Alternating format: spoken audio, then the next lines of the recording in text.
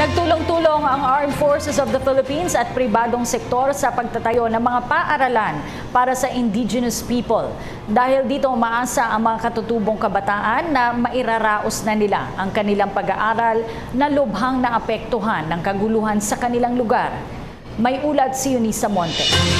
Mas masasayang mag-aaral na dalaingod ang bumungad sa team ng PTV News dahil sa mas maluwag na nilang classroom sa pangunguna ng Philippine Army. Matapos lakbayin ng PTV News ang bundok at dalawang ilog, narating din namin ang Tibukag Elementary School. Patunay lamang na hindi biro ang nilalakad ng mga mag-aaral at mga guro dito upang makapasok lamang sa kanilang paaralan. Nariyan ang panganib ng pagtaas ng ilog at ang takot na maipit sa pag-atake ng rebelding grupo ng NPA sa militar. Sa katunayan, bakas pa sa mga classrooms dito ang ilan sa mga tama ng bala na mula sa pag-atake ng makakaliwang grupo. At Tibukag Elementary School ay mayroong 303 estudyante mula kinder hanggang grade 8. Karagdagang mga classroom po talaga. Classroom po talaga ang kulang.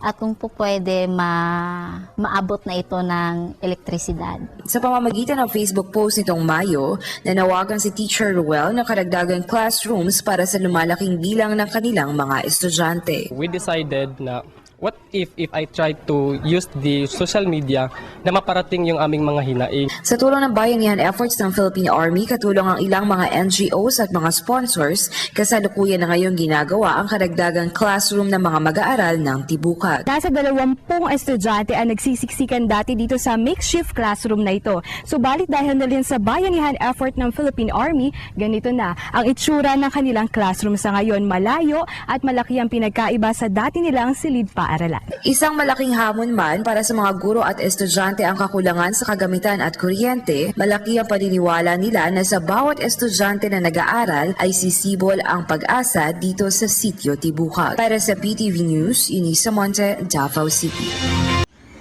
Ako po si Cathy San Gabriel. Subscribe na sa PTV YouTube channel. I-click lang po ang subscribe button.